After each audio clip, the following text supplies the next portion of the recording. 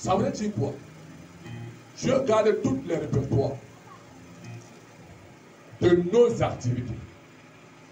Tout acte que nous posons, il y a un répertoire que Dieu garde. Et quand tu cries à Dieu, il retourne dans ce répertoire. Et quand il rentre dans ce répertoire, il regarde ton travail. Il regarde ta façon de faire avec lui. Il reprend dans le répertoire et il te redonne. Et quand Dieu vous redonne, il vous redonne au centime. Il ne vous donne pas en fonction de ce que vous avez donné. Mais il vous donne parce qu'il est Dieu. Il vous multiplie au centime. Amen. Donc, tout ce qui arrive à vous, à votre vie, famille, ne maudissez jamais Dieu. Ne maudissez jamais. Certaines personnes sont allées plus loin jusqu'à maudire Dieu. Jusqu'à injurier Dieu. Et si vous arrivez à ce niveau-là, vous avez signé votre arrêt de mort. Parce que si quelqu'un s'attend à vous, Dieu va se glorifier en vous pour le combattre. Mais si vous courez les risques d'avoir combattu Dieu, qui viendra à votre secours. Donc ne courez jamais le risque d'avoir combattu Dieu. Ne courez jamais le risque d'avoir combattu Dieu. Tout le monde peut vous combattre, Dieu vous vient en aide. Mais si vous combattez Dieu, qui vous viendra en aide? Personne. Et je prie que vous n'arrivez jamais à ce niveau. Vous n'atteignez jamais ce genre de pensée. Je prie ce matin que tout formatage satanique démoniaque dans votre cerveau, j'enlève cela. Et je mets la pensée de Jésus-Christ.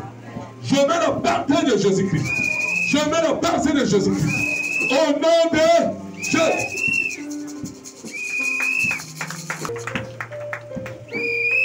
Alléluia. Acclame encore le Seigneur.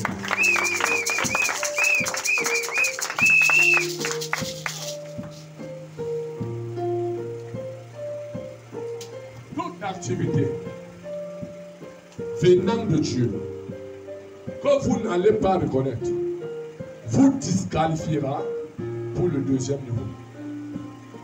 Toute activité venant de Dieu dans votre vie que vous n'allez pas reconnaître vous disqualifiera pour le second niveau. Il faut toujours reconnaître la bonté de Dieu. Il faut toujours reconnaître les bienfaits de Dieu. Il faut toujours reconnaître tout ce que Jésus a fait pour vous. Amen, amen. 1 Pierre 3, verset 17. On conclut déjà. Acclame le Seigneur Jésus. 1 Pierre 3, 1 Pierre chapitre 3, verset 17. Verset 13. Verset 13. Il est écrit: et qui vous maltraitera si vous êtes zélé pour le bien. Qui vous maltraitera si vous êtes zélé pour le bien. Ça veut dire que si vous êtes zélé pour le mal, quelqu'un vous maltraitera. C'est ce que ça veut dire. Mais si vous êtes zélé pour le bien, en fait, Jésus-Christ deviendra votre mentor. Et quiconque se tiendra devant vous tombera à la manière de Jésus. Donc, un enfant de Dieu ne devrait pas se retrouver dans les conflits sataniques, dans des choses qui croient les têtes, qui croient les familles, qui croient les chrétiens. Non, c'est pas ça, enfant de Dieu. C'est pas ça, enfant de Dieu. Quand tu le fais, Dieu attire la disgrâce sur toi-même.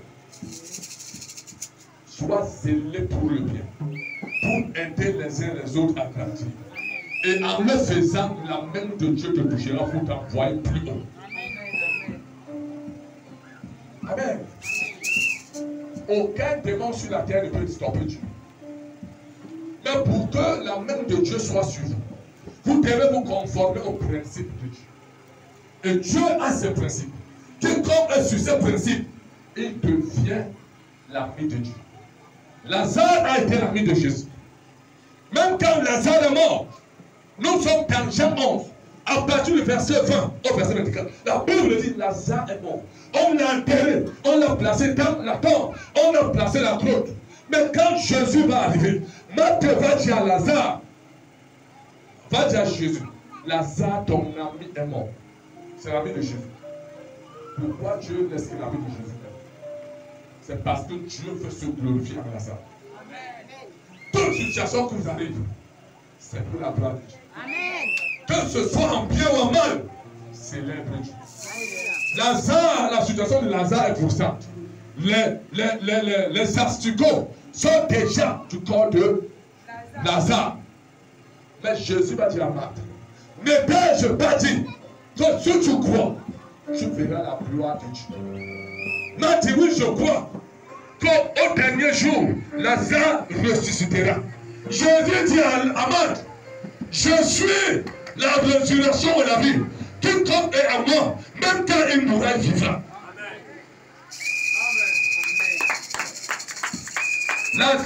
Marthe dit, je sais qu'au dernier jour, il ressuscitera. Il ressuscitera. Jésus lui dit, ne t'ai-je pas dit que si tu crois, tu verras la gloire de Dieu? Ôtez donc la pierre. La pierre devant la tombe représente le doute. Et plusieurs enfants de Dieu, ils disaient Amen. Ils disaient Amen. Mais dans leur cœur, ils disent Ah, c'est une nouvelle parole. Depuis qu'on attend ça, qu'est-ce que c'est passé?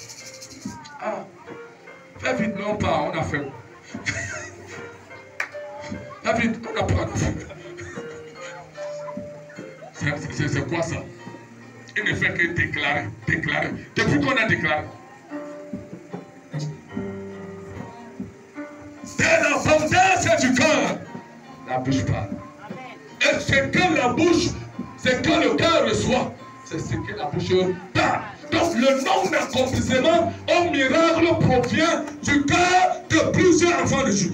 Tout ce que vous croirez, vous demanderez au Père, à mon nom. Si vous croyez, si vous avez de la foi comme un grain de sénévé, je le ferai. C'est Jésus-Christ. Et tout de suite, Jésus m'a dit, ôtez la pierre. Marthe va voir comment la pierre dégagée de la tombe. Et le mort, Jésus m'a dit, il va rendre grâce. Le mort est encore dedans. Le mort n'est pas encore sorti. Mais Jésus rend grâce. Comme si le monde était déjà sorti. Dis, Père, je te rends grâce. Parce que je sais que tu nous exauces toujours.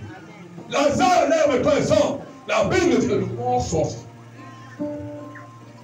Bandé des lèvres, des pieds, des mains et des yeux.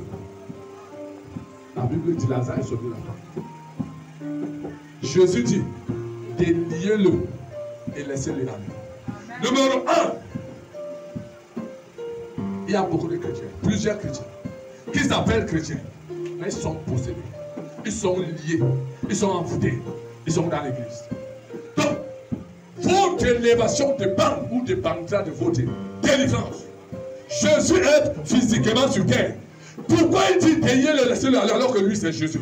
Lui c'est Dieu. Pourquoi il demande qu'on le délivre? Il sait que si Lazare part avec les bandes, il ne va rien recevoir. Vous travaillez quelque part. Vous travaillez comme 12 millions. On bénit ici, on bénit ici, on bénit. Quand on arrive devant, on vous saute. On bénit. Vous restez là. Alors que c'est vous le grand travailleur. Pourquoi on vous saute? Parce que l'ennemi a placé l'esprit de servitude en vous. Au niveau de travail, vous travaillez. Mais quand il faut récolter, vous ne récoltez rien. Pourquoi? Parce que votre face n'est pas visible. On a placé la bande. Et pour que votre pasteur vous voie, vos aides destinées vous voient, il faudrait que la bande qui est sur votre face. Donc j'arrête cette bande. Toute bande qui votre face. Que les bénédictions ne vous localisent pas. Que la promotion ne vous localise pas. J'enlève la bande. J'enlève la bande. J'enlève la bande. Au nom de Jésus. Il a délié les mains. On a délié les mains. Si vos mains sont liées, vous allez recevoir comment? Même si bien on voit votre face, on vous donne, vous allez recevoir comment? Donc je coupe les bandes sur vos mains. Je détache vos mains. Après ce culte, vos mains vont recevoir. Pas les petites bénédictions, les grandes bénédictions. Quelqu'un va te visiter. Quelqu'un va sortir de nulle part. En termes de l'âme, en forme physique. J'ai du sang et d'esprit. Il va dire, je viens uniquement pour changer votre histoire. Je viens uniquement pour changer votre histoire. Il va te gifler avec une bénédiction que depuis ta naissance, tu n'avais jamais vu. Il va changer ton histoire. Il va changer ton histoire. Dans le nom de Jésus.